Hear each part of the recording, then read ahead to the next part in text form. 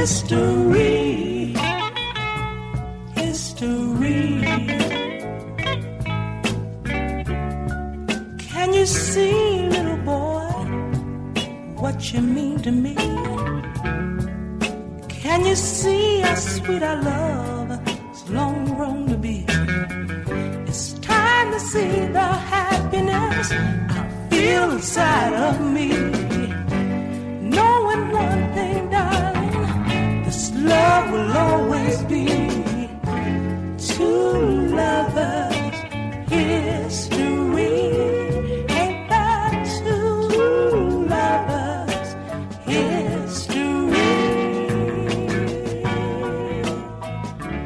Peaches and cream, candy too. Welcome to the History Boys Abroad, Know Your History, Episode 3. The usual podcast is going to return next weekend with the topic still to be announced, but the idea behind this podcast that we're doing today is to chat with some people that make a positive contribution to the Celtic community in some way. Today's guest is a guy who's a regular on Hail Hail Media, and he's a popular figure on Twitter. He's also been involved with writing books and other podcasts. So today's guest is Krys. How are you doing, Krys? I'm good, thanks. How are you, Tony? I'm very good. So just to confirm, it's Krys1888, Krys 1888. Yep, that's me. The Twitter handle. So we're going to start by asking you about your Celtic background and some questions about that, and then we're going to move on to your three subtler, more personal Celtic historical moments. So first of all, what's your Celtic background? I think my Celtic background is probably a fairly standard story. It's one of those ones that comes through the family. So my dad was a Celtic fan. But the interesting part probably comes from my grandfather. We were discussing just before we started there about my Polish background. My paternal grandfather came from Poland, and he was one of the ones that he was born in Poland. The Second World War happened. He joined the army, went around Europe fighting for whoever was fighting the Nazis at the time. And eventually when 1945 came and there'd been political changes in Poland, he couldn't go home.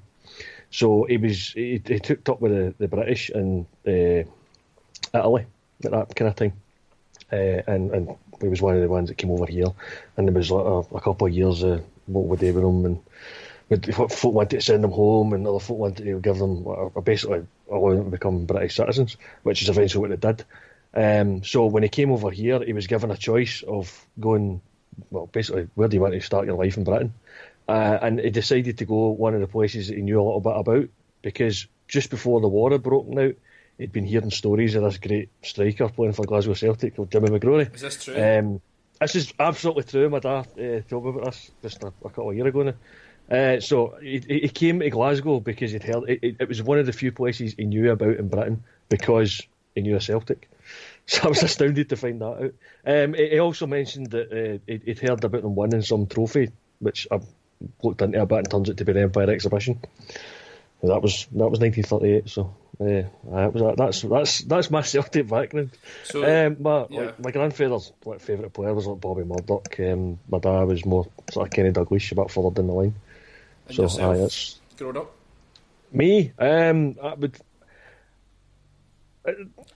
continue the story here. Like my dad went along to Celtic until Dalglish left, and then he took the huff. Now he claims that he was the trendsetter for boycotting the Old Board because he was astonished that Celtic one week could come out and say we're the biggest team in Britain, and then sell our best player to another team in Britain. So that was him. I think it was basically a huff because his best player had been sold, but he says he boycotted the Old Board. It only went back, it'd be 14 years later when he took me. So that was December 1991, my first game at Celtic Park. So a complete boring 0-0 draw with Hibs, incidentally. Let me ask you a question, Krys. How old are you? I'm 35. Right, you're the same age as me then. So, yeah. Let's just say until you're about 14 or 15, you're living you're not really an independent little guy until that point. Who were your Celtic heroes like growing up? Who are the ones that really influenced you before you were really making your own decisions when you were a teenager? I feel like I should say it was because of my Polish background, it was the Poles that signed for Celtic in kind of 89, like Czechowski and Wadowczyk. But I never really took to either of them. I would say my first Celtic hero was probably Paul Elliott, and purely for the simple reason that he scored a low down header in a cup final, which was the Skull Cup final in 1990, which we then lost. But that my binding memory of that game was him ducking down to score that header, and I thought that was outlandish. Yeah. And he was a quality defender, so he would be my first Celtic hero. We've done a podcast on him. I don't know if you heard it, but we did. Yeah. We done one. It was episode 2 or 3. But anyway, he's quite a figure. Only played for a couple of years, maybe 2.5 seasons, and then the classic Celtic case. Well, back then anyway, and forever until recently, was that there was money issues. There were like people promised things and things were not kept. So anyway, we move on. So you are of Polish now. I thought you were I thought you were Japanese or something when I had seen the surname, because it's quite a surname. I was like, I looked at your photo. I was like, I guess he could be Japanese, but there you go. So your first hero was Paul Elliott. I noticed that you were involved with podcasts previously, so I just want to talk about that a wee bit. What podcasts were you previously involved in? Well, I had my own podcast, the Paradise Report, on Hail Media for a few seasons. That came out of doing live match reports. Well, I say live, when I was live, I recorded them live at the game, and then I would send them on the Lost Boys podcast, and they'd tack them on in theirs. Eventually, I was turning out recordings quicker than they were doing podcasts, so it made sense for me to pick that up. But the whole recording at the match thing started at a guilt. It really started at the first Celtic Graves Society event for Dan Doyle, and that would have been November 2010. And I went along, recorded that, and I was going to send it on to the Lost Boys, and I got a message for the Celtic Underground guys asking me, they spotted me apparently at the recording it, and asking me for the recording. So I thought, okay, well, I can't say no. So they've asked for it, so I sent it out. I thought, right, I was going to give this to Krys at Lost Boys. What can I do? So then I went into the game that followed that, which of course was Aberdeen game that turned out to be 9-0. So my very first recording of a match, I think I'll see how this pans out, turned out to be a 9-0 drubbing. And I thought this was actually quite good fun, and we keep doing it. So I've done it a few more times. I think later that season it was the Samaras game at Ibrox. Excellent. I mean, what were you recording? I got a lot of. I was just recording on my phone. It was like one of the recording apps on my phone. So I would go along to the game just with my phone, record on that, and it was always good fun trying to read the team sheet on Twitter, then memorise it, then do the recording, because I couldn't look at it at the same time. I think with doing this podcast that we're on now, through the research I have came across some of your recordings. Like I can't remember when. Obviously, it has to have been maybe the Mowbray season. I don't know. No, it wouldn't have been that far back. The first one was that was Neil Lennon was in charge in 2010. So there was games after that. I've done it up until maybe one of the Stokes. Anyway, but I remember coming across his recordings from a game. It's actually a really good idea. I mean, why did you stop doing it? It was just time. I stopped doing it a couple of months before my son was born, and I knew my time was going to get eaten up by that. So, and even after he was born, I was still able to get along to the games, but then it was getting more and more difficult, and try to even the idea of editing after I got home was going to be a nightmare. So I wrapped it up a couple of months early. Yeah. So your involvement with Hail Media, I'm just intrigued with that. Obviously, this podcast is part of the Hail Media, the Hail Media network. How did that come about? How did you become part of those guys? And you also write articles, so if you want to just tell me a wee bit about your involvement. Yeah, so the Hail Media was born out of a kind of expansion of Lost Boys, because there was a Lost Boys podcast, and then there was a Lost Boys website that went with it. I think the second season of the Lost Boys website is when I came on and started doing the match previews. So, but a game on a Saturday, I'd maybe like the Saturday morning in my blog, would be looking at the opponents who were playing and how we've done with them previously and that kind of thing. And I still kind of do that kind of format of blog to this day. But then the Lost Boys website kind of became Hail Media as other podcasts came on board. I think this was somewhere between Harper and Krys came up with this idea of having a banner for a bunch of podcasts, which I thought was a terrific idea. So I've been on board with Hail Media for the start. I took a bit of a break for the blogging because I was getting a bit repetitive, but then I decided I missed it, so I came back. How often are you doing blogs? Well, through December I was trying to get a blog out for every game, so that was about twice a week. So it's very much how much time can I get during my lunch break at work to So write to write the blogs. you're just doing it in your, like, obviously we don't. If your employer is listening, he's working very hard and stuff like that. But you're kind of doing it in your own free time, I guess. Definitely, yeah. It's kind of similar with all the Celtic podcasters. Not one Celtic podcast I've listened to every single one. No one has any sponsors or anything like that. It's all completely a labour of love and off our own back. So I've actually tried to get the Krys Lost Boy onto this show, but he's evaded me yet. So I spoke to Harper about it, and Harper said he was going to have a word with him. So we'll see what happens with that. He's a hard man to get hold of these days. I think he's in China. He's also abroad. Yeah, he's abroad. So he's always been abroad. I mean, I knew him. He was in Houston in the US. Oh, really? Aye. So he was doing all those Celtic podcasts, those Celtic history podcasts, which is in a roundabout way the inspiration for doing this podcast. Although that one was more of a more of expansive look over decades, as opposed to the more specific and niche things that we're trying to do here. But yeah, like I try to get him on board because he's kind of played a part in the birth of the History Boys abroad. But so tell me about your books. Like, what have you been involved in with your writing and stuff like that? Well, after I'd been doing the blogs for a while, I was more along a case of I'd read Paul Larkin's book on Love Street '86 season from Albert with Love, I think it was called. I read that on my honeymoon actually. After reading that, I was coming up with I actually quite fancy a crack at this myself. Somebody should write about my favourite season, which was the 03-04 season. We knocked Barcelona at UEFA Cup. We whitewashed Rangers. We had 25 wins in the bounce. It's kind of similar to what we're doing this season, actually. When it comes to the runs. But nobody had written any book on it or anything. There was very little sort of said about it, which I thought was unusual because it sits in that it's just after Seville period. Awkward. So everybody remembers Seville, that great season, despite the fact we won nothing. For me, the season that followed it immediately, and Larsson's final season at Celtic as well, that's the one that I think was just absolutely brilliant from start to finish. But there's that one nagging League Cup failure, which always bothered me. Yeah. But yeah, it was just one of those things. So I thought, right, on my honeymoon, I wrote the prologue for it. And I thought, right, I'm going to give this a go. So I told my wife, I'm going to write a book. Okay. Have you got any journalistic experience, writing experience, anything at all? No, not at all. This has been purely self-taught. My school would probably be appalled by the fact that I've taken this up because English was never my forte at school when I was there. It was more sort of the mathematical kind of science side of things. I never. My English teacher in standard grade refused point blank to give me a grade that I thought was worthwhile and a grade that would have let me do the higher. So when I got into fifth year, they never let me do the English higher, so I never did it. Which was fortunate because I was going into IT, so I didn't really need English anyway. So you're self-taught, and like, what's the name of the book that you've written, just so people know?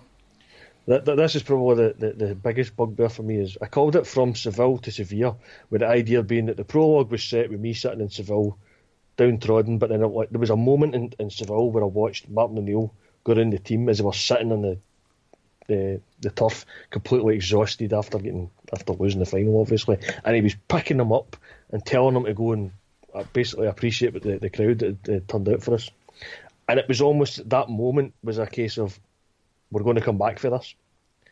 And then what happened next was we obviously got the 03-04 season where we blew everybody away. And then you get to the end of it and it's the Larsson's farewell fiesta, I think they called it, against Seville. Yeah. So I called the book From Seville to Seville, which everybody thinks, he must have wrote about Seville, he's put it in the title. I'll be honest, I thought that as well, but I do know that it's not actually about that, it's about the season. We're actually going to talk a little bit about that season because one of your moments is from the 03-04 season, but not a lot of people would probably know that, but Larsson got a testimonial against Sevilla in his final game for Celtic was a testimonial against Sevilla. I think Celtic won 1-0, was it? 1-0, yep. He never scored. It was I think it was something to go. Yeah.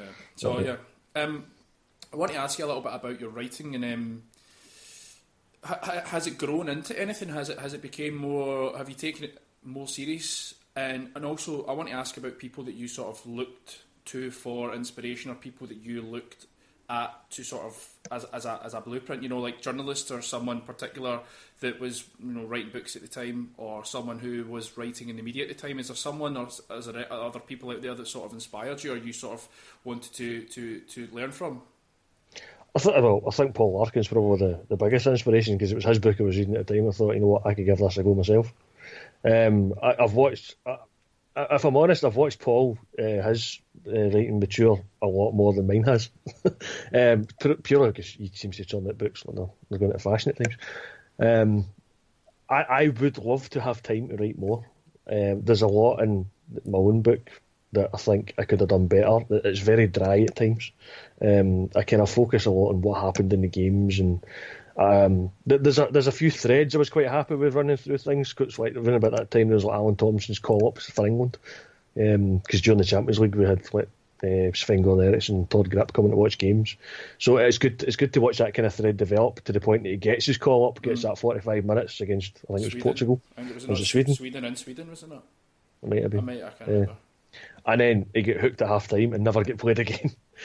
Despite it was one of those games where they never gave him the ball, so he was never able to demonstrate anything. I think Beckham was playing then as well. I think he was on the left and Beckham was the right. I think you're right, he could have been. Potentially.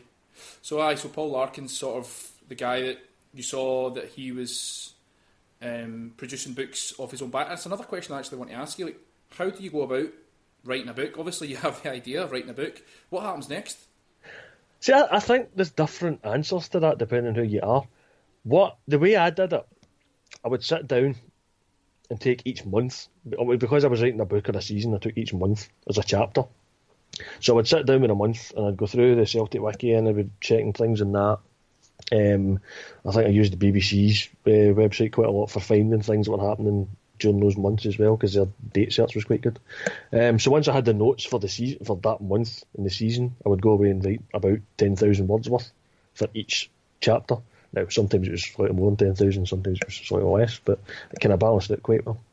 And I was writing it at more or less the same pace that the year was going through. So I was kind of finding myself writing about September in 2003, and like September it had been 2011 when I wrote it. Yeah. So I was writing about the same pace as the year was going by, which kept me kind of, that almost was a self way of perpetuating it to make sure I got through it.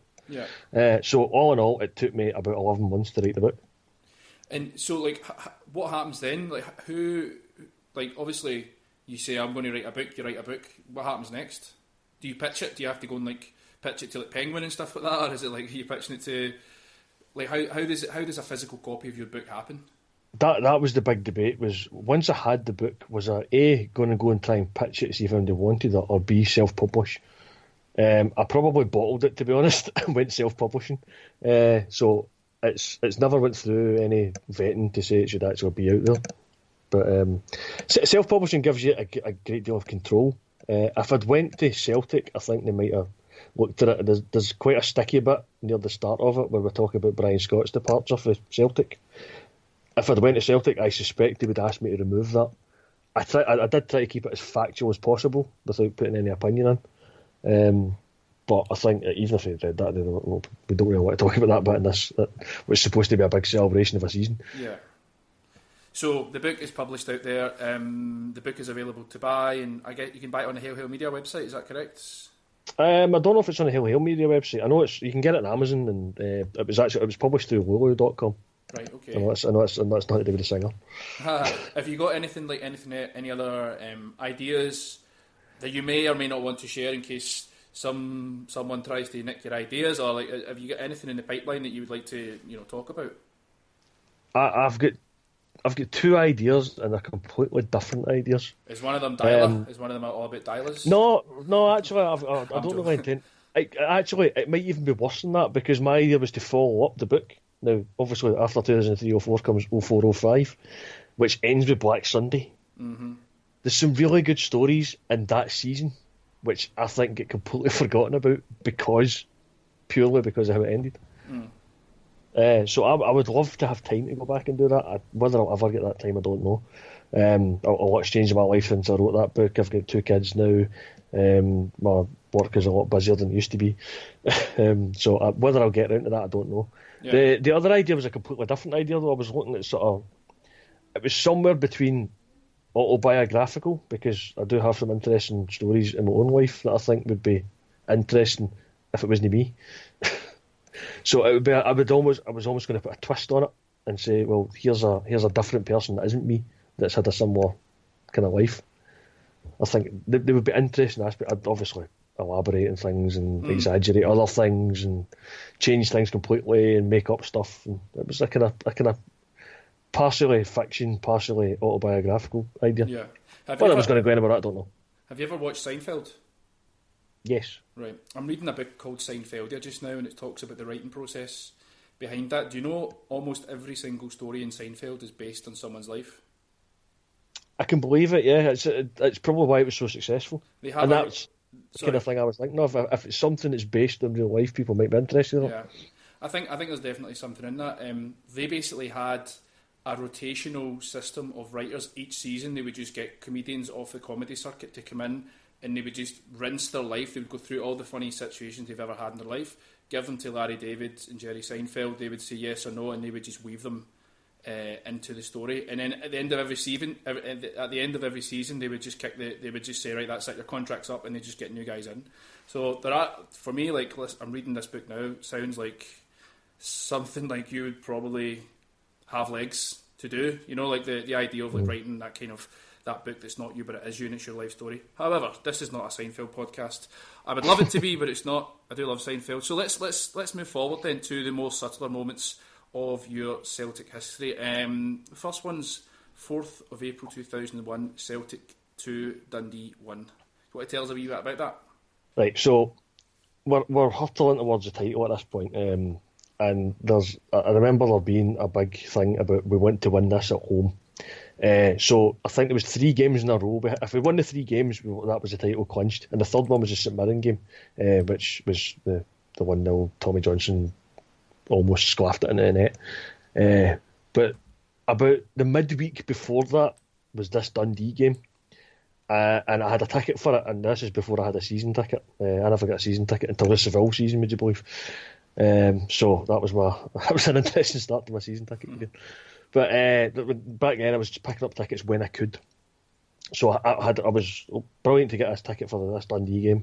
Went along, and we were riding the crest of the wave because it was Martin O'Neill's first season. We eventually going to win the treble, and I think this game just epitomised what Martin O'Neill brought to Celtic that season, because we had it was an early start in the game. I think it was an evening game. I mean, it was an early good start to the game because I think Tommy Johnson got a goal in the first 5 or 6 minutes of the game. That's right. And it looked as if we were cruising to the 1-0 win. We just couldn't quite get that second goal. And as that went on, Dundee, who were spending ridiculously big at the time, I think they went into administration a couple of seasons later because of it. But they had like stars. Like they were. I think they eventually had Ravanelli as well. They had this kind of period. This is the game Caniggia played. Caniggia's played in this game, yeah. So Caniggia plays in this game as well. They came into the game more, and with I think it was about 15 minutes left in the game or something like that, Juan Sara gets an equaliser, which jeopardises the idea that we're going to win the title in the next game. So we might not win it at home, which I remember being a utter disaster. And I don't think I've ever seen the stadium and the team gel as much as I did that night, because as soon as that equaliser went in, we were roaring them on, trying to get them this goal, and it was Celtic battered them, and I think it was coming up in injury time when I think Johan Mjalby almost forces the ball over the line. If there's players in the way, Mjalby was going to batter his way through them. They were going to end up in the back of the net with this ball. This was going in the net. He gets it 2-1. Just absolute bedlam around the stadium. Johan Mjalby, I think I was in the stand behind the goal, and Johan Mjalby pretty much ended up in the stand with us. I felt like he was trying to get into it. It was just an amazing moment in the game, and it just epitomised the way Martin O'Neill had that team spirit going to get that late winner, and it did set up the title. Great positioning again, and in it goes. That's it. Johnson. He did brilliantly to get away from his marker and put that away. Great positioning by Larsson to start off with. There was still a lot of work to be done with it. Matera, Albito. Then Sanzi. Driven in, and that's it. Sarah equalises. Now what kind of response can Celtic show for that? That's a decent one, it's away, just off the line again. Yolby's done it.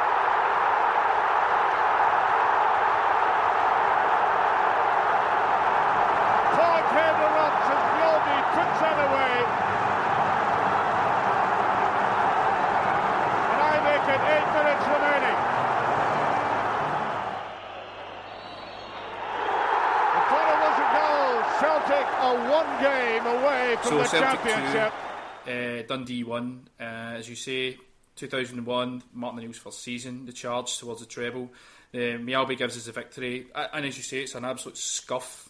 And there's a Stramash in the box, and it's just like sort of bundled over the line. And he's a big guy, he's a big unit, so he was taking ball, man, flesh. He was taking everyone into the net with him. I want to just ask you, like, one of the things that was mentioned quite early on in this season, maybe by by about October, it started as a bit of a murmuring, which has now evolved into a bit of a shout, almost like a bit of a shout now with regards to the first season of O'Neill and the first season of Rodgers. Do you see that this season that we're currently in just now, having just watched today's result against Inverness at home 6-0, do you feel that there's a definite resemblance between O'Neill's first season and what we're experiencing right now? I think this is more of a mix between O'Neill's first season and the season I wrote about, actually.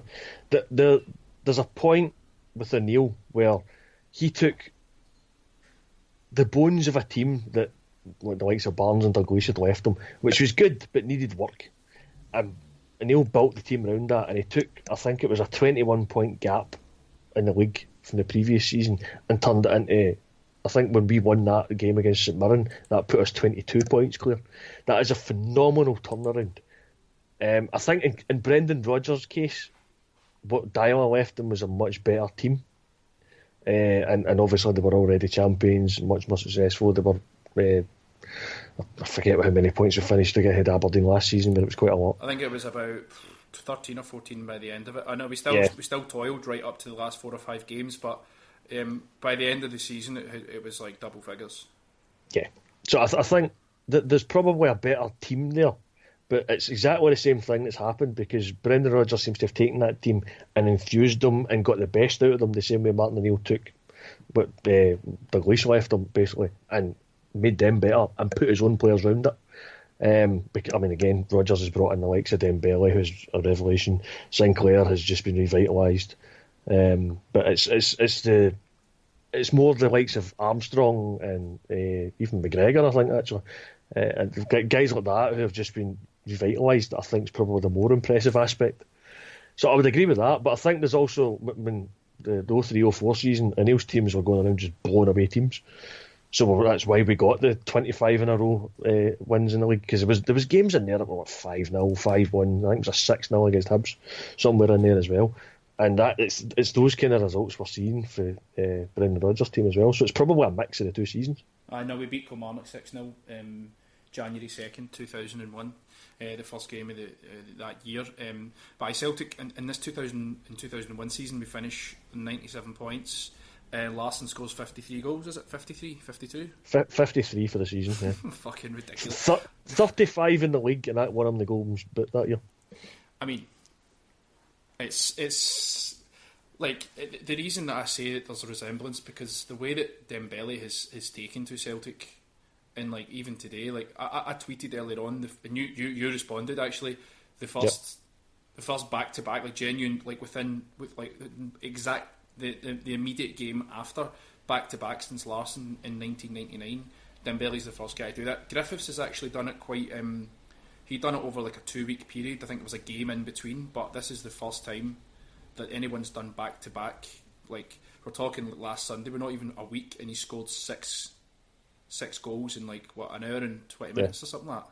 No, like it was like 88 minutes. I think it was between the first and the 6th goal that he scored that he's played, which is phenomenal.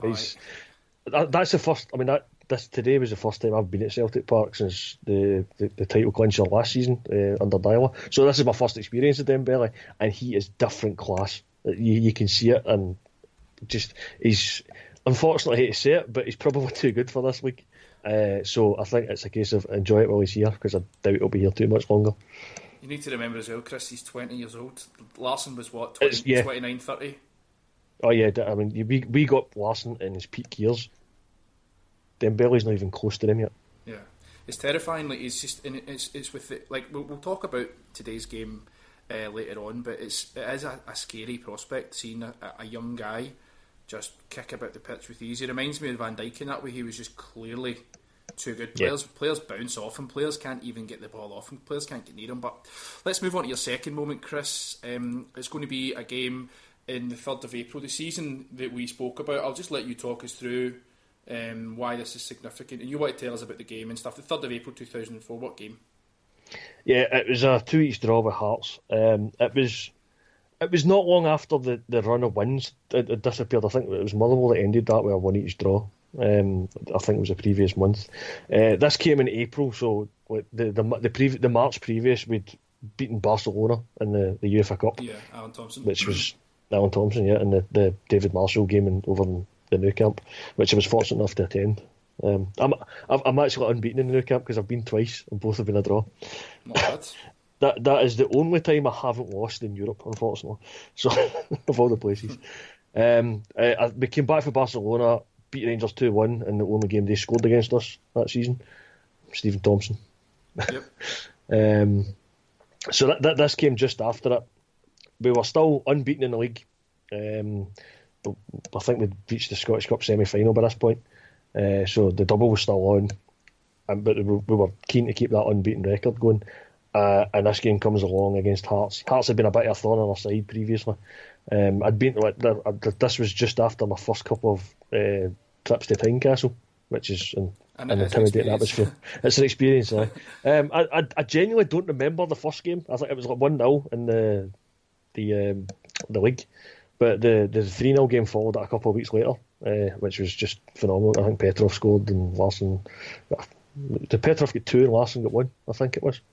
So we knocked them out of the cup. That was a great day.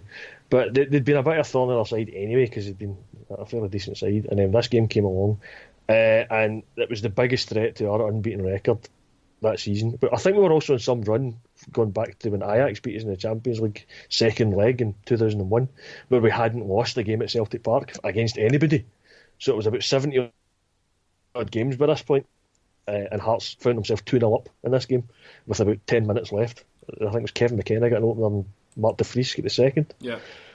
So we're going into the final 10 minutes of this game, 2-0 down. Some guys had went home by this point, thinking that's it beat.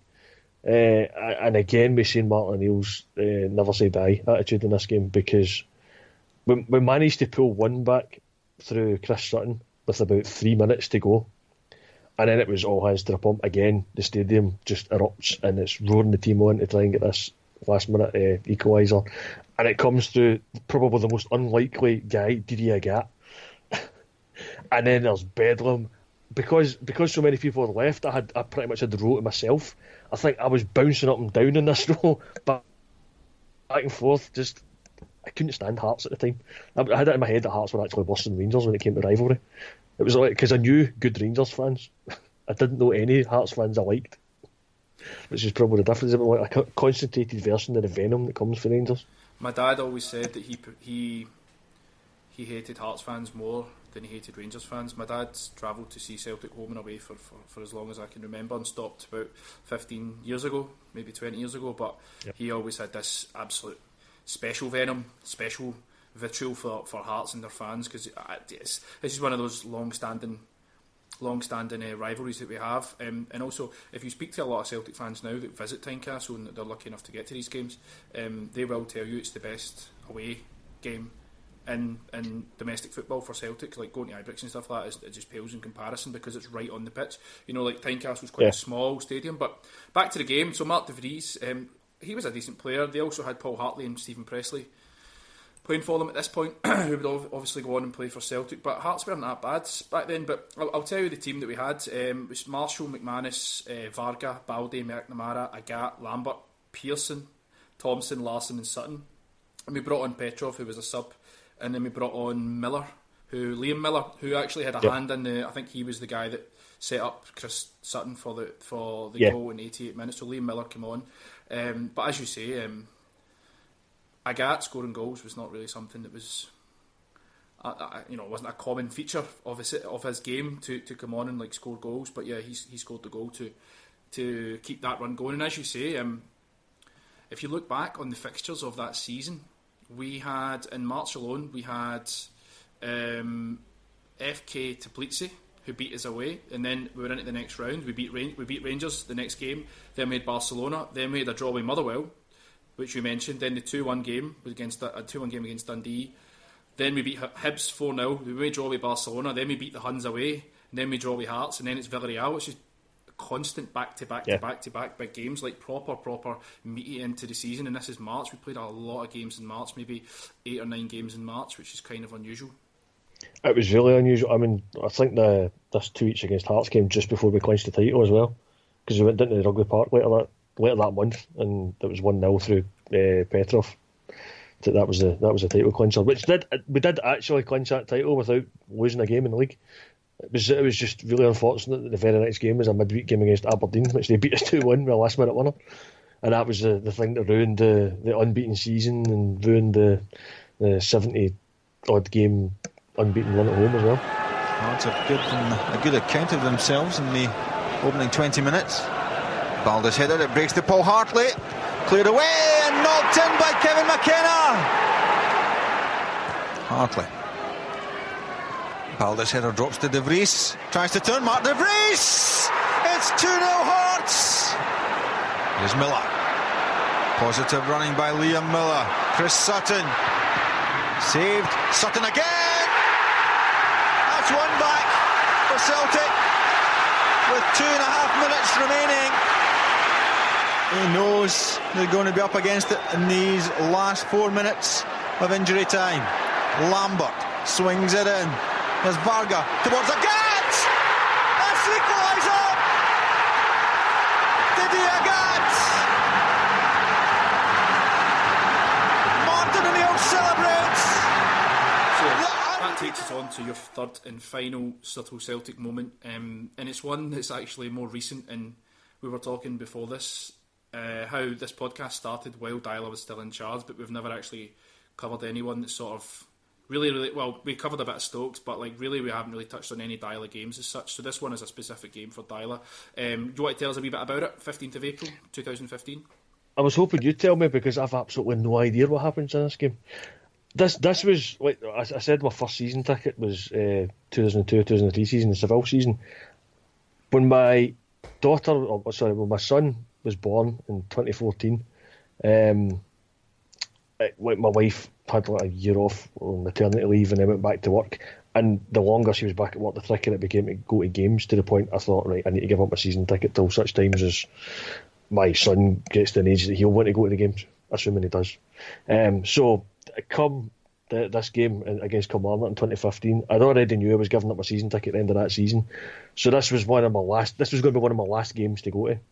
But at the same time as this game was going on, it was the Wilfred's Legacy food bank drive. Food bank drive. Yeah, a food bank drive, yeah, that's it. So my night for that started off taking a few bags along. But I know a couple of the folk that were organising it, so I ended up talking to them. I ended up putting on a vest to give them a hand before the game. So I was collecting, I was wondering in one of the buckets. I've always wanted to be one of those people with the buckets that's collecting money. But one of the most phenomenal things was the number of, it wasn't so much we're getting coins, it was the number of notes that was getting stuffed into this bucket. Because it's things like that which show you just how generous the Celtic sport can be. The amount of food that was brought that night was phenomenal, and then on top of all that was the number of notes was getting fired into the bucket I was holding was just insane.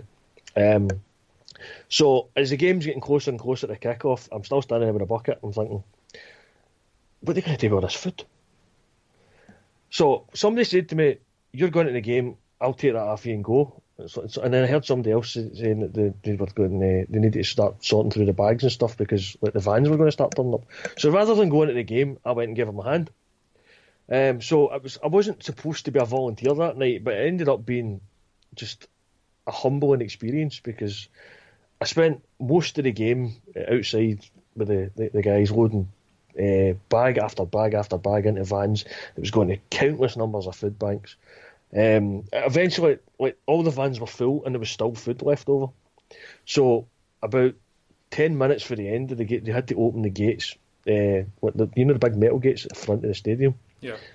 They had to open one of them because they had to move the food into one of the offices in there before the fans started coming out again. So my memory of this game is of how brilliant the Celtic support are when it comes to these things, and also how surreal it is to stand in the car park and listen to the game going on inside. But if I remember rightly, Kilmarnock scored first in this game, and we were getting fed the result, or the ongoing result, back out to us. But like, you obviously hear the roar when Celtic score, and we heard that about 4 times a day. I think it finishes 4-1 this game. It does. So like, it's not so much what was going on inside the stadium for me; it was what was going on outside the stadium for me. I think that it just speaks volumes as to what Celtic are, and it's not just a football club. To coin the phrase, we're more than a football club. Scott Brown, Celtic piling bodies into the box in an attempt to get level. Brown, Commons swings a boot at it, and Celtic are now level. Killie were only ahead for 8 minutes. Scott Brown with the challenge on the edge of the area, which Kilmarnock may have felt should have been a free kick. Obadiah, the target, controls it well on his right foot. Oh, he's still going here. Topi Obadiah, and he just couldn't apply the finish. He did everything else so well. Kilmarnock's top goal scorer this season. Commons to the byline. It's Griffiths! And he's just on the park. And an immediate impact from Lee Griffiths. Celtic ahead. The header into the ground. It's great work by Commons to get the cross in, and perhaps Samson will feel he should have done better. Matthews, left by Commons, gets the return from Johansson. Commons has his shot saved. 14 goals for the season for Chris Commons after his earlier strike. Commons with the corner. There's Jason Denier. Into the ground and over the top from the Belgian defender. But he found space on the end of Chris Commons' corner kick. Matthews up the line. Griffiths, he's in behind here. Good play by Griffiths. Gudetti back to Griffiths. Johansson. Well, that should have been the one that confirmed the victory for Celtic. Miscue from Johansson. Brown out to Matthews. Johansson still going. Brown takes over, and Griffith smacks it. What a strike that was! His second of the evening. Celtic now have their third. This was something pretty special from Lee Griffiths. That's his 14th of the season.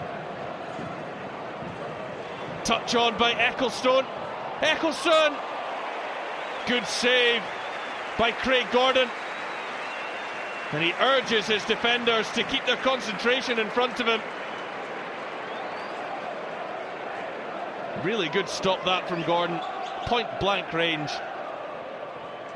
Celtic gearing up for Sunday's Scottish Cup semi-final against Inverness at Hampden. As Beaton plays that through for Griffiths. Oh, what a tidy finish! And that completes the hat-trick for Lee Griffiths.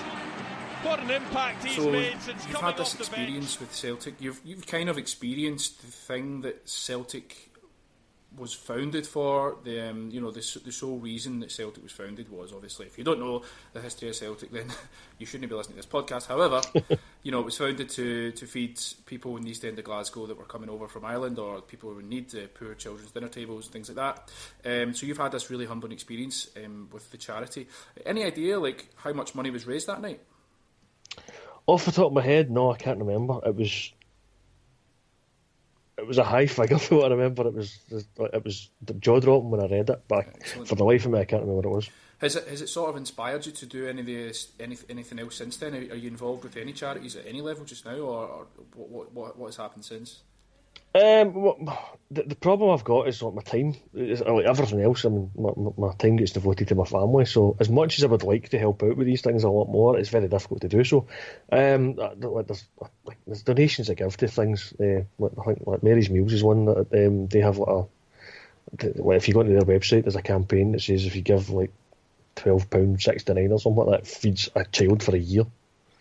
If you do that once a month, you're feeding 12 kids a year yourself for a year. Yeah, which is just a phenomenal way of doing. So I'm Mary's Meals. I'm a big fan of their work. So, but there's other things like there's Wilfred's Wish. What's the latest thing? It's the Celtic FC Foundation's doing. Wilfred's Wish with the £3 a month thing, become a champion thing. Did you see the video with Brendan Rodgers and that young guy that had been in prison and sort of reformed his life and is now working as a coach at some level with England? Did you see that video? Yeah, I mean that's brilliant. That's exactly the kind of thing we should be encouraging. Absolutely, just to turn your life around. Yeah, and I did tweet about that and tweeted the video really well along. And Rodgers invited him into his office and had a chat with him, and it's just so humbling. But I do believe in giving.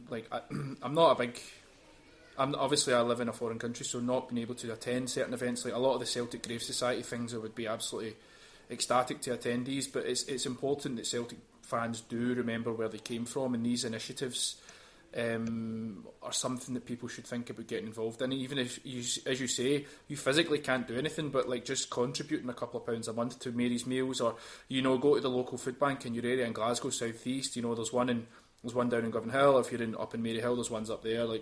I just believe in that. Given if you've got something to give, you should maybe consider giving it over. But we don't want to really, focus on that too much longer. I just hope that people do recognise that Celtic was a football club built out of charity and built out of helping others. So, as you say, the game itself. We can talk a wee bit about the game. Scott Brown scored to equalise, and the last 30 minutes of the game we scored 4 goals. So Scott Brown equalises against Kilmarnock at home on this game, and then Griffiths comes off the bench and scores a hat-trick in 10 minutes. He scores a 9-minute hat-trick. Yeah, it was. I remember the goals coming in pretty thick and fast at the time. But I forgot the fact that Griffiths come off the bench to do that. He scored. And I'll talk you through the team that day, and we can compare it with. We're talking two years ago approximately. Gordon, Matthews, Denayer, Van Dijk, Izagiri, Brown, Beaton, Commons. Commons was then subbed for Armstrong. Johansson, Mackay-Steven for Johansson at some point, Forrest, and then Griffiths comes on for Forrest and on the hour mark, and Griffiths scores a hat-trick, and one of his goals is just fucking amazing. Guidetti played quite well, but I noticed that Commons was pretty good in this game as well, and when I was looking back at some of these videos, Commons' impact as a Celtic player, it's I just would love him to have some kind of appearance this season, because it's absolutely abundantly clear that he is, his time at Celtic is over, but I would like to see him given. Shifty's getting a run out, so why can't Commons get a run out is my thing. Commons has contributed so much to Celtic over the years, but Commons played pretty well in this game, and I think, I want to ask you one more question before we wrap up here regarding Dyla. What did you think of Dyla when he first came in? This is a very, very done to death conversation and debate in question, but at this stage of the season, we're talking about in April 15th, Dyla's first season. What were you thinking about Dyla? Do you have any sort of memories? Yeah, well, I remember going to Murrayfield and his right at the start of his time, and I remember thinking it was just, we were up against it quite a bit with her, because we'd obviously changed manager, had 3 Champions League qualifiers to get through, 2 of which were definitely going to be played away from Celtic Park. So he had a lot of difficult things or difficult challenges to come up against when he first even came in. And then on top of all that, he had his own philosophy of what he wanted to do with the team. So I think Dyla's first mistake was trying to put that in place straight away. Mm-hmm. He tried to make too many changes there and then. I could see what he was trying to do with it, and he certainly, anything he ever said made a lot of sense to me. But I think Dyla's biggest failings were trying to do it too quickly, and therefore annoying a lot of people, including the fans. He was always up against it after that. And I think his other biggest failing was probably that he was a bit too rigid to it, because we got to that point where we had the 3-8 game into Milan, and everybody started thinking maybe this is a turning point, maybe this is when we start seeing what Dyla was really made of. But he tried to stick with this philosophy of his where it was just plan A all the way, that never quite worked. It was his downfall, to be honest. It was his downfall. Like it sort of moulded his entire time with Celtic, and by the end of it, people had just had enough. And I remember going to those Murrayfield games, and it was absolutely horrifying watching that. The way that we folded against Legia, but like I have kind of fond memories of Dyla. You know, he came in, he was clearly the wrong man for the job, clearly out of his depth, but at the same time, I don't really have anything else. I don't have anything negative to say about him. Like that's that first season, like they were talking about, we were so close to being close to the treble. We were clearly cheated out of it by the Huns at the SFA. That's the interesting thing is, for all Dyla had a lot of naysayers, even through his first season, he was cheated out of a treble, because it should have been at the very least 1-0 up against 10 men. Yeah. If we'd missed a penalty. Yeah. And that in the most galling thing about that was they actually had a fucking assistant about 5 or 6 feet from where he was standing. However, that's water under the bridge. That for me, that was one of the most difficult recent Celtic decisions in games to ever to accept that. Like the next day was just fucking horrendous, man. I know we can talk about Black Sunday, we talk about Seville final, we can talk about, you know, games under Tommy Burns and stuff like that, but that one was because we were cheated, it was more difficult to swallow.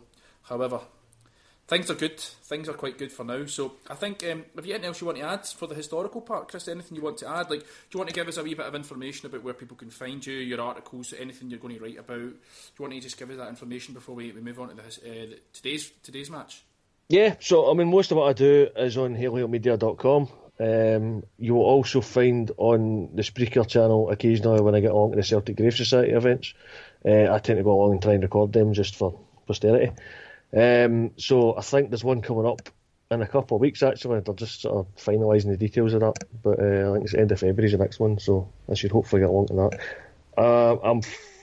I believe they've got other events coming later this year. I think they've even got one in Prague, which unfortunately I can't get to, because that would be a nice wee weekend away, but not to be.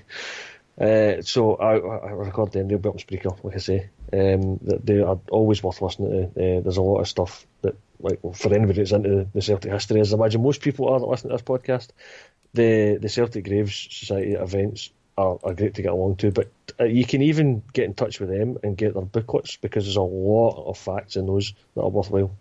Usually in the person that they're talking about, but also in the kind of, they're good at setting the scene to which they played in. Their current focus is on the 1892 Scottish Cup winning team, the first major trophy that Celtic won. So there's a lot when it comes to the early years. Then that's a good focus. And obviously Brendan Sweeney wrote the book about the early years of Celtic as well. He's heavily involved in the Celtic Graves Society. So that's where that's, and it's not quite just me, but I think it's definitely worthwhile talking about.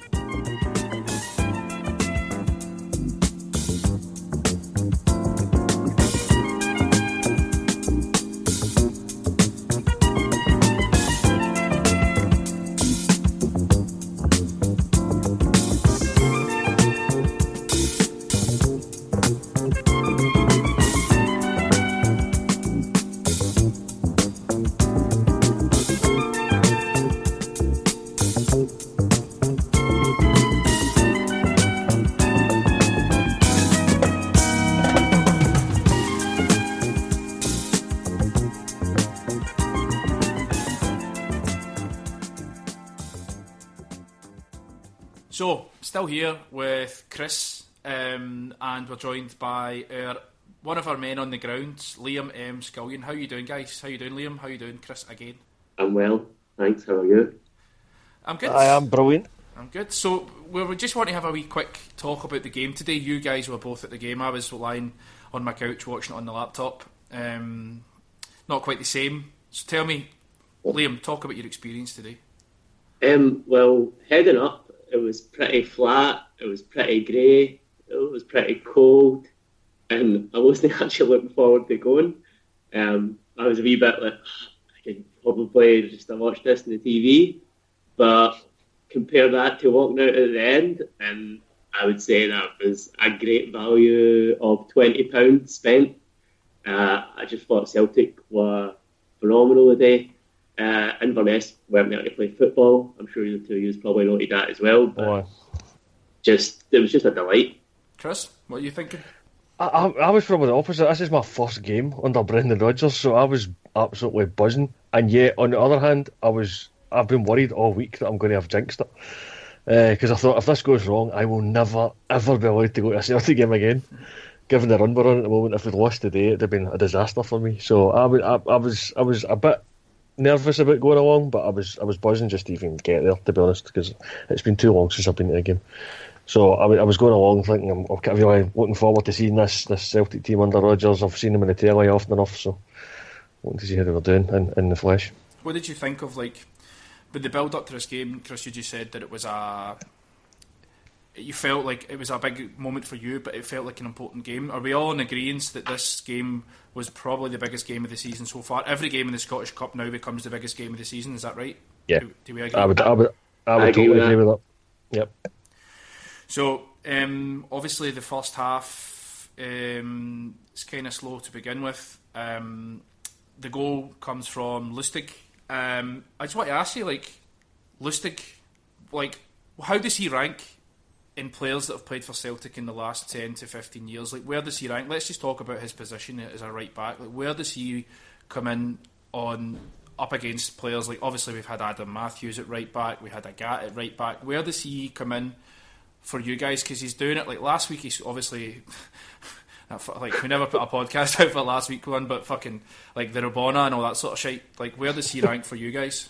I'm a big fan of Lustig. I think he's... You mentioned Didier Gap used to play there, and it's a case. It's almost like it's an underrated position, because I always thought Didier Gap was underrated as well. But Lustig is just something else. I think we all agree he's a bit of a cult hero because his attitude, and he seems to love playing for Celtic. There was obviously the moment with the Rabona last week, but there was also the beach ball in the head, the celebration against Rangers earlier in the season as well.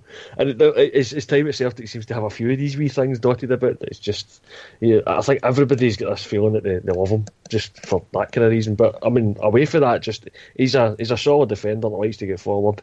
He does chime in with the goals every so often as well. And I mean, today he was pretty much doing a centre forward role when it came to the goal he got. Yeah, and his first touch was fucking brilliant. The ball through Beaton. When the ball comes out to Beaton, I was like, fucking shit! You've got all the space in the world. And it's just the most eloquent little dink over the top, and he just controls it, and his finish is fucking gallus. Like, I just want to, like, ask you a question here. First of all, Liam, where do you think he ranks? You haven't answered this yet. I would probably say, in my lifetime, he's probably goes in, obviously, top 3-5 right backs that we've had. So your lifetime, we're talking Jackie Mack, we're talking Agat. Yes, Agat. I mean, are we going to, like, Matthews? Everybody that's played there has pretty much been an international player. So it's obviously been a strong position for us. But it obviously doesn't rate higher than Paul Telfer. But yeah. Well, like, I'm thinking right back, something like Adam Matthews. He's obviously above Matthews. He's probably somewhere, and we're probably being a wee bit disingenuous with regards to Agat's right back position, because let's be honest, Agat wasn't a defensive minded player in the slightest, whereas McNamara was more suited to being a proper right back. But for me, like, Lustig is Krys said, a cult hero. And I just want to ask you, like, people say this there's this phrase that gets bandied around, and it's like, he just gets Celtic, and I caught myself saying it today, and I was thinking, what does that actually mean? Like, I know that's what I thought today, and also he seems to understand the philosophy of the club, but so does it's almost like him and his wife are kind of becoming a new sort of Chris Commons. Yeah. And his wife, like his wife, how I know she's a blog, and I saw it before Bluesting even re-signed. She'd already put on a blog about how she loved Glasgow and how they were staying, and that's how pretty much I think 90% of Celtic support Bluesting was signing on.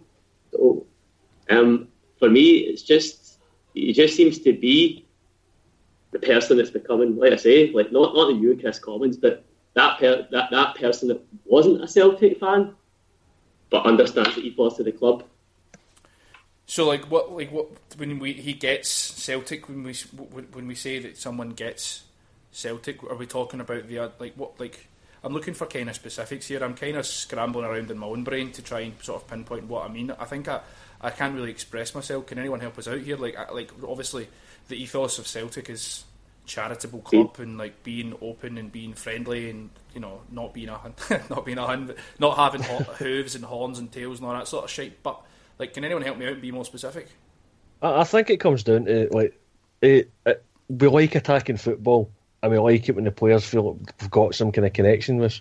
Now, I think the strongest connection is probably Kieran Tierney, but that's for obvious reasons. Tierney is literally one of us out there on the pitch. But in Lister's case, he is a good attacking for a defensive player. He's a good attacking option, but he also seems to he enjoys his football, and we like to see that. So when things go well, he's almost one of the most favourite when it comes to that, celebrating. You're right, it's very hard to exactly pinpoint what it means about he gets Celtic, but I think that's it. There doesn't feel like there's anything fake about it. You know how you sometimes get these badge kissers? Yeah. He doesn't feel like one of them. No. Like if you watch him off the ball, sometimes like there's been incidents even this season. Like there's incidents off the ball where like against the Huns in maybe the first game, the Zombies, the first game of this season, where like he puts the ball out for a goal kick or something like that. Like he ushers the ball out against the Zombies for a goal kick, and then like he turns around to the crowd and he's celebrating like he scored, and you're like, you are just fucking absolutely, and like that's the definition of getting it. He's with us. He's now what he has now. He has now become a Celtic fan. He's now become a Celtic fan, and that's kind of probably what we're trying to get at here. You just mentioned Tierney's just an organic Celtic fan. He's born into it. He doesn't have a choice. But Michael Lustig, he was quoting this week that he wants to sign a new contract and kind of stay here for as long as he can. But anyway, I'm a massive fan of Lustig, and even though I have kind of been on his case a bit lately, but I've always liked him. So, who's the best player in Scotland? Mr. Dembele. No, Scott Sinclair. I think it's Scott Sinclair. Really? I was about to say it's debatable between the two of them. I think the prime example is if you look at that period where Sinclair was out, we seem to struggle, and since Sinclair's come back into the team, we seem to have a rhythm back and scoring for fun. Yeah, I do believe that Scott's, like, speaking to Chris earlier, and Chris said Dembele is too good for Celtic. I think Sinclair's too good for Scotland. He's clearly better than everyone else. Not clearly better than some of the Celtic players. I think he's just a fraction. I mean, he's at a completely different place in his career compared to Dembele. So it's not a fair comparison, but overall, like, Sinclair is just his contribution this season in like dragging the team through it. And like, it's, I mean, there's a fine line between both of them. It could easily go either way, but I love watching Sinclair taking on men. He does it with ease. And one thing I've always noticed about Sinclair is when he's got his back to a player with the ball, he'll turn round. Today, at one point, he had his back and turned around, and two players were standing there, and he just skips past them. And like, that was right in front of me. I enjoyed that. It's fucking amazing. So for me, he's just he is, and there's no like speculation linking him in January there, and I'll be interested. I would be interested to see if there's any sort of speculation moving him down to England come the summer, which I don't foresee happening. No, I think the difference with Sinclair and Dembele, what you said, they're at different periods in their career. Sinclair's had this time down in England because he obviously started well, moved to a big club, then went on to Villa, and it's never really worked for him. But now he's at Celtic, where he's revitalising his career. He's I think the obvious comparison is Chris Sutton, and that Chris Sutton was when he went to Chelsea, he revitalised his career away from there and came to Celtic, and then that was where he obviously picked up again. But I think Scott Sinclair's at that point now where he's happy playing again. He's playing well. Actually, I think he's had better games than today, to be honest. I think he kind of struggled a bit at times today. But you're right, there was times that he was turning 2 men in one go. But that's maybe a high bar for himself with this, especially with the start that he had in his Celtic career. But I do think Sinclair is likely to stay with us for a good few seasons now. He may go back to England when he's a bit older, maybe sort of as a kind of final payday. But I don't really see him being anywhere else other than Celtic for a good few seasons. Like you said, Dembele's a different case. I think the longer we can keep hold of him, the better. But sometimes it's going to come soon that he'll look to move and move big.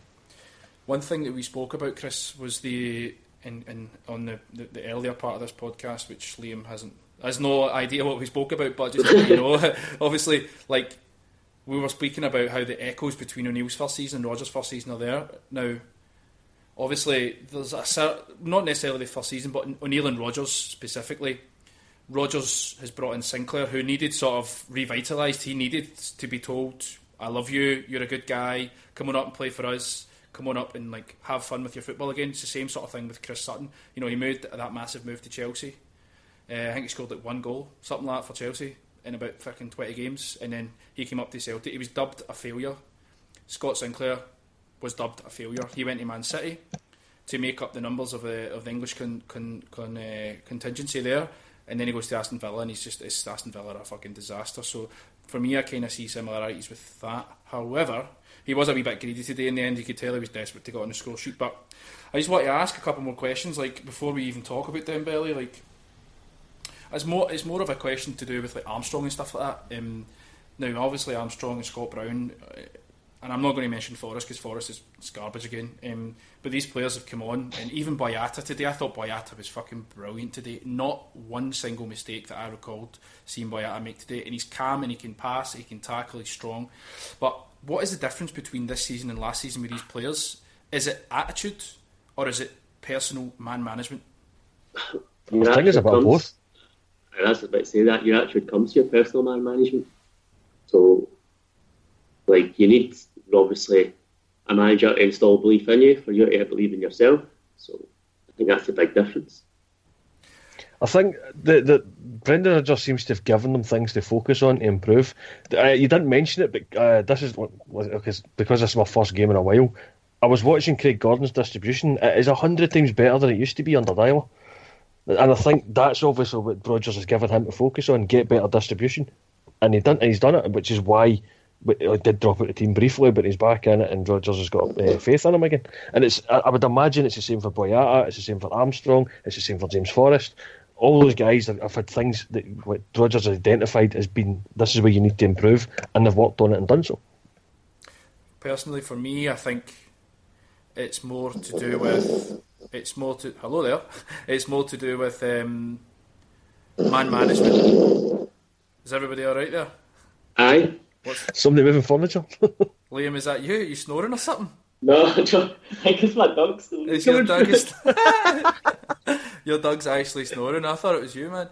Right. No. This is getting kept in. I'm not cutting this out. Like, I like tell your dog to shut it. But basically, you're like you fucking threw me here. But personally, I think it's a man management that Rodgers has brung. Like, if you I don't know if you stayed at the very end of the game today, Chris or Liam. You were at the game, but obviously I'm watching it in Celtic TV here. Rodgers goes round every single player and has a word in their ear after the game, and he's got a big smile, and it's a genuine personal touch that he has with every player. Forrest, Boyata, everyone got it. Craig Gordon, everyone gets big hugs, and I think that's probably the difference between these players for last season, the sort of man management, and they've been given the belief, and they have belief instilled within them now, so they can push on. Like players like Armstrong, Brown, Forrest, and Boyata, they could have left in the summer. Nobody would have batted an eyelid, and I am reiterating Scott Brown here as well. In that Scott Brown was amazing today as well. Everywhere in the pitch, Scott Brown popped up, and then his goal at the end, absolutely fucking brilliant, man, absolutely brilliant. But I want to ask about Liam Henderson. What did you think? I think in recent games he's earned his place in the team. I don't think today was one of his better games though. Liam? I thought he had a few nice touches, but he was trying too hard in front of the box. I don't know if that was maybe he was instructed to shoot from outside, but I always felt when he had a half chance, he was trying to put the ball in the net. If you think he was playing essentially Rogic, where Rogic plays. And one thing that I have sort of noticed, and now you can tell me if I'm talking shite, please do go contradict what I'm saying here, but for me he's the most similar player that we have to Rogic, like technical wise, he's, you know, he's a left-footed player, good feet, both feet, but very technical, can pass the ball, he struts about, looks quite good, and he has popped up with some goals, but he's obviously not as good. So I think like he was just putting that number 10 role. But one thing I've noticed this before, but see when you watch the front four for Celtic, they're constantly moving and changing positions. Scott Sinclair was up front for quite a large parts of the game today, and Dembele was dropping back. They were just constantly moving around the pitch.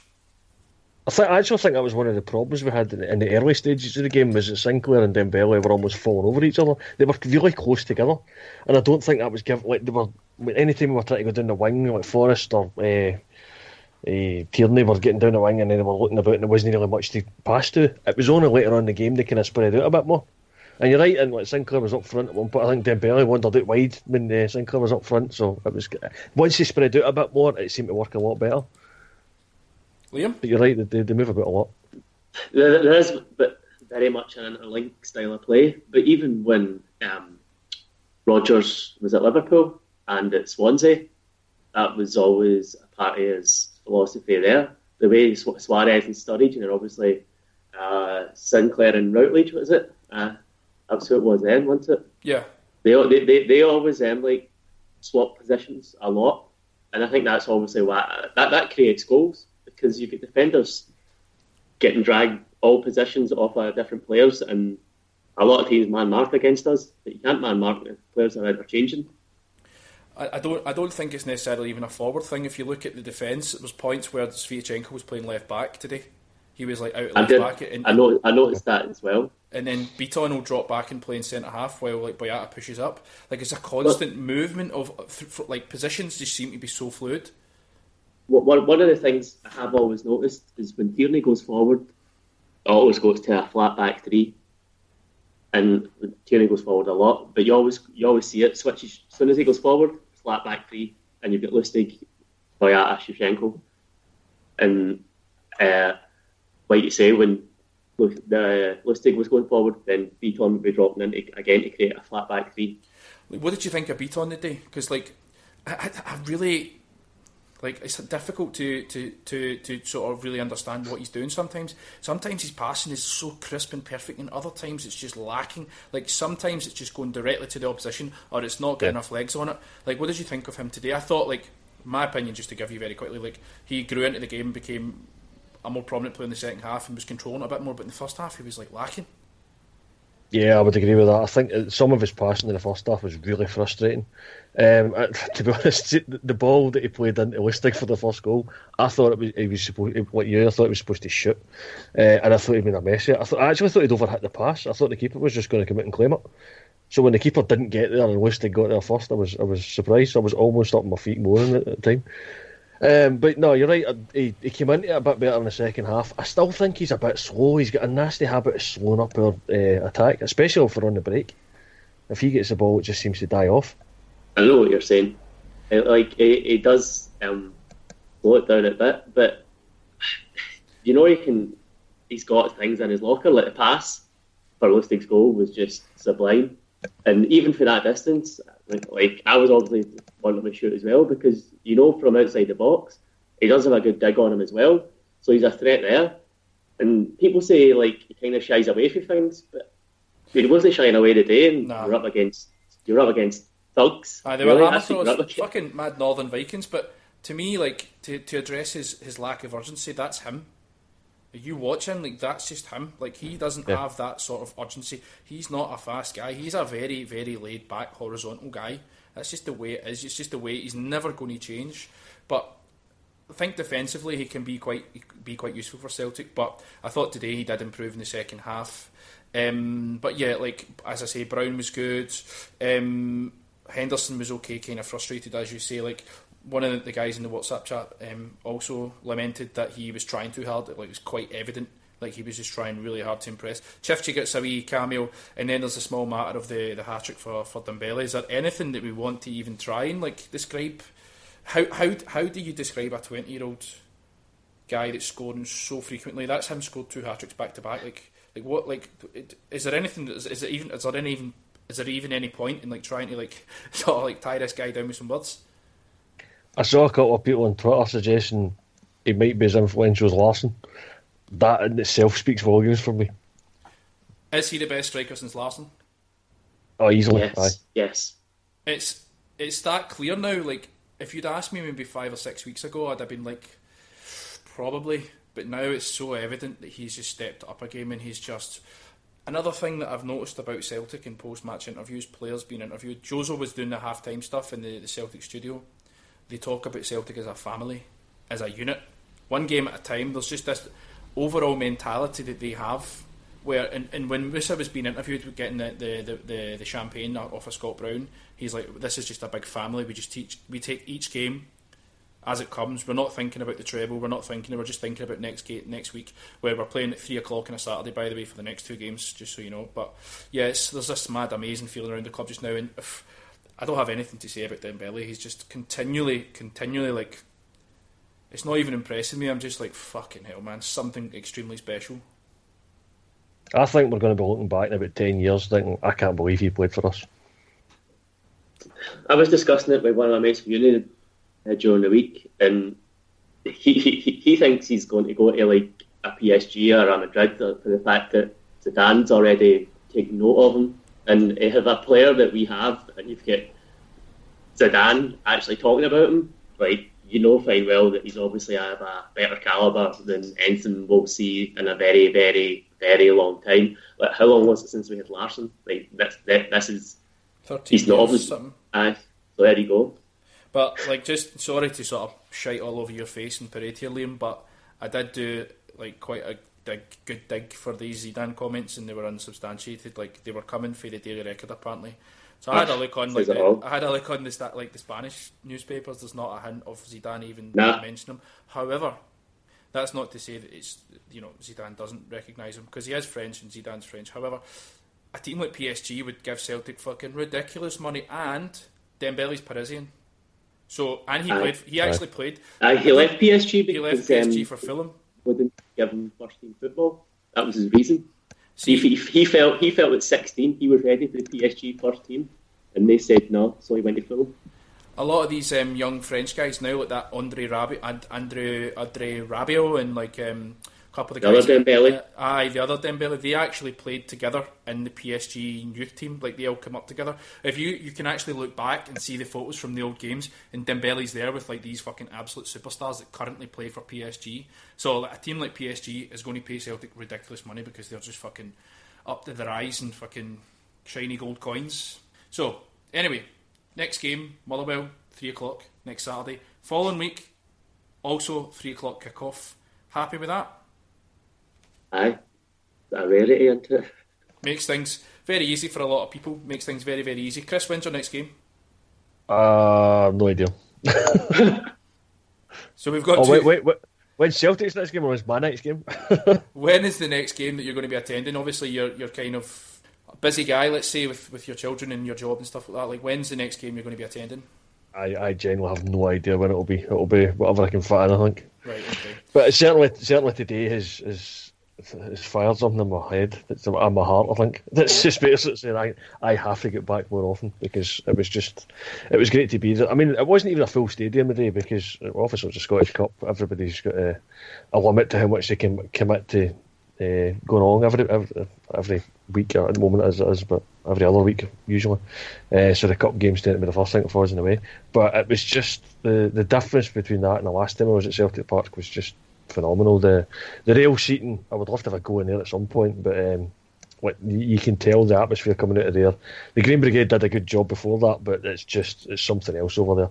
And going back to what you were saying about the family thing, I was there right at the end, and I watched both Scott Brown and Kieran Tierney go over there, and they were handing over their tops at the end of the game. And even when Tierney scored his goal, we pointed towards where the I think they're calling it the North Curve these days. He pointed to the North Curve as we said earlier. If it wasn't on the park, he'd been there with the rest of them. Yeah. So it's great to see, and it really was very enjoyable going along to Celtic Park, and I hope I can do it more often. So I think we'll all agree that we do wish to be Kieran Tierney. We all want to be Kieran Tierney. We agree that today was a big, massive, Storky-inducing game. I think that'll do us for today. I mean, everything's fucking... I mean, what else can you say? There's nothing left to say. The juggernaut continues. The treble is on. Each Scottish Cup game now is going to be a final for us. But the rotation, even today, we had rotation players coming in and they're doing a job. Boyata, even Chifchi came on. He was a bit lively when he came on. So, I don't know. I think that'll do us, man. Is there anything else you want to add? No, I'm good. No, let's just see what the draw brings us. So, do you want to give your Twitter handles, Trips? Yeah, I'm Krys1888, that's Krys. And I'm Liam M. Scullion. And I am, or we are, at Bhoys Abroad. You can find us on Hail Media. You can subscribe on there and download as you go. The next podcast that we will be doing is going to be out next weekend. The topic is still to be decided, but you look at we'll put a tweet out during the week once we've came to a decision on that. So anyway, thanks for downloading, thanks for listening. Hail. See you later. Everybody act according to the season that they born in. Some in the night, some in the morning, some at noon, some in winter, some in June. It's all cool. It's a natural. Science is a jewel. For me and mine's yours and you. Let's move. Tell you a little bit about mine. Yo, I was born in a season where the world was quiet and cold. Celebrations were going on. Some were happy, some were sad. Some felt bad from being good. Some felt good from being bad. And feelings past and change, but they never leave. They here to stay. Holiday, happy birthday. Teenage love, the first cup, run deep. So long flesh, this is the Brooklyn streets. Year of the ox, 7 and 3, MD. The history. Come on. Every soul got one today. Yes. It's where you been and where you be. And without understanding, you cannot proceed complete. It start then it end. Then it just go round again. Again and again, brand new. Again and again, so fresh. Again and again, clueless. I was born in a decadence, winning worship what they have. Ford was president, do the math. War was ended when the North Vietnamese stormed the city of Saigon. We was like bye, we was gone, let bygones be bygones. I'm gone, spread love, it's the Brooklyn way. Where they hug you with the firearm, child on. Like new school clothes, Black Star officially. Smash when we do shows, facts, no mystery. I'm down with the crew like Mussolini in Italy. I rock with the roots like the Giventry. Powerful bigotry at work, me and my people got history. These rappers dumb it down considerably. We get it poppin' like a hit chorus. The flow is historic. They can't get rid of us, ubiquitous. And we lay the law like Leviticus. 10 years ago we made history, so they miss us. And don't call it a comeback in particular. Even if it blend into ephemera, I fade into peripheral. Transmission of the minister's original will broadcast clear without diminisher. Black Star, so top burning, soul temperatures and ministers. Alkalines, aminos and minerals, essentials. Served over dilettant signatures. It's miracle material remembrance right now, foreverness.